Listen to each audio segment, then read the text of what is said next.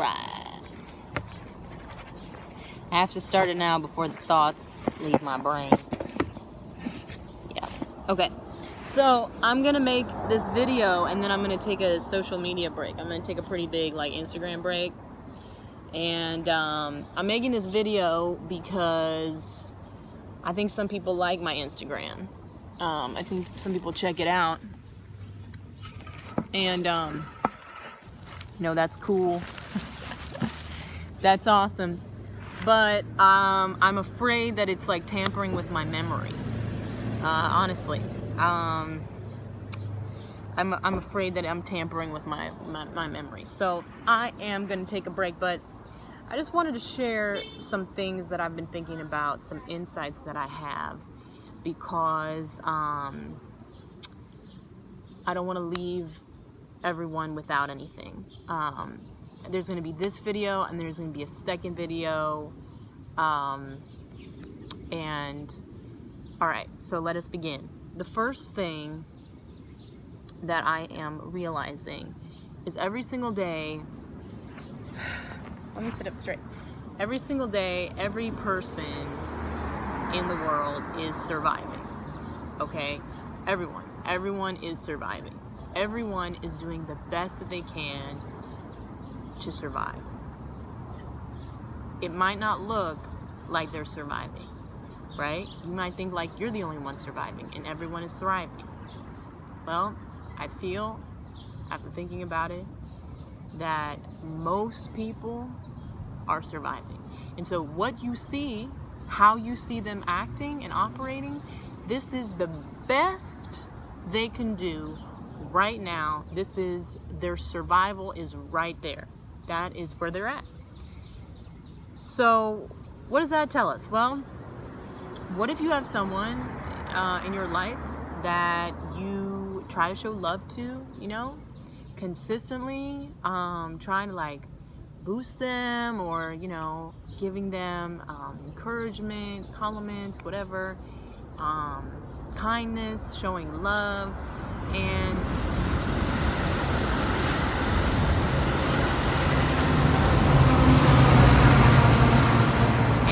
they're not receiving it, okay? They're not receiving it. It's not really affecting them, that they don't seem to appreciate, even though you have good intentions, how you are, saying encouraging things, boosting them, whatever. That is not about you. That person, they are surviving at a consciousness level that their trauma allows, that is not making it capable for them to receive, right, what you're saying to them. And maybe what you're saying is very beautiful, and maybe what you're saying is insightful, and maybe what you're saying, is what they really need to hear, or what they really want to hear, but they can't really receive it because they just can't receive it. You know what I'm saying? It's deeper than a self-esteem thing. It really transcends to this person, they're surviving at a level that only allows for certain things, okay? So sometimes that person is surviving at a level where catchphrases, okay? They are not at a place where they're speaking from the heart, so they are hitting you with catchphrases, all right? Some phrases that they have in their arsenal that they have memorized, and these are their phrases, you know what I'm saying?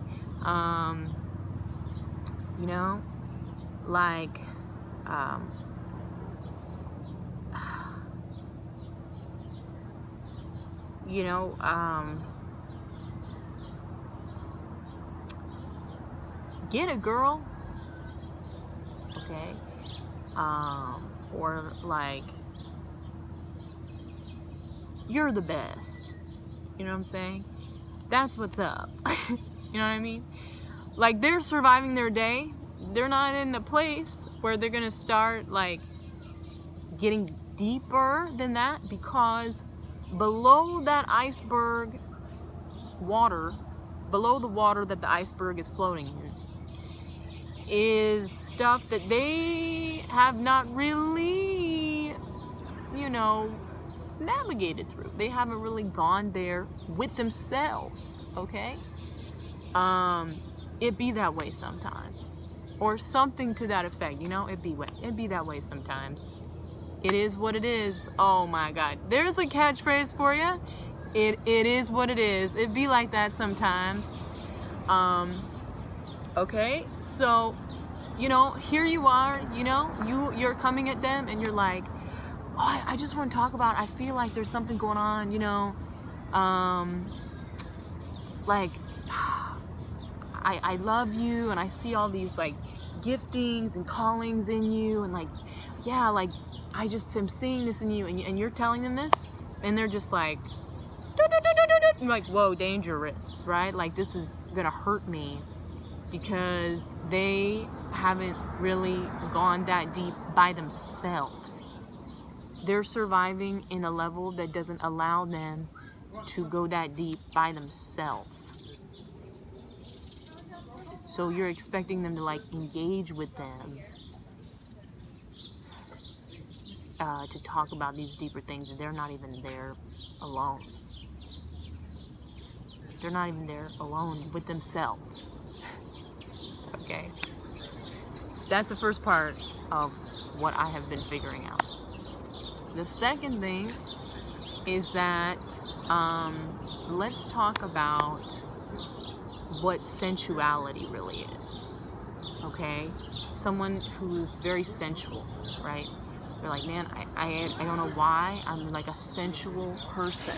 Why am I such a sensual person? Well, the Lord has been telling me what is really going on there. That person craves emotions. Okay, a lot of I would say pretty much all the time, in my experience, someone who is very sensual, latent in themselves, they're emotionally available.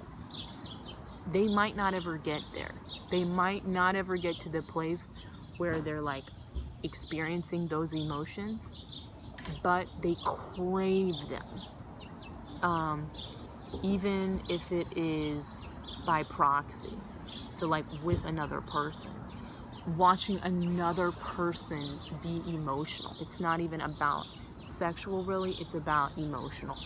And so a lot of times, like, there will be someone who is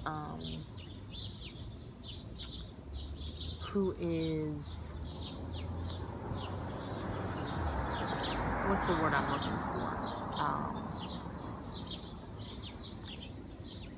Emotionally shut down, but they will be with someone who's not, and they will mirror that person back to the person, and it will really excite their sensuality. It will make them feel very happy, and they won't understand why, because they're not in touch with those emotions by themselves, but they're mirroring that person that they're partnering with, and it's feeding their sensuality. And so this is something that people should understand about themselves, so that they can accept themselves on a level that they haven't before, and understand that when you see people who are craving that, it's because they want to feel. There's something, deeper going on. So anyway, that's all I have to say about those two topics. Thank you so much for how supportive you have been. I really appreciate it. And I thank you very much for your continued love and prayers. I'll talk to you later.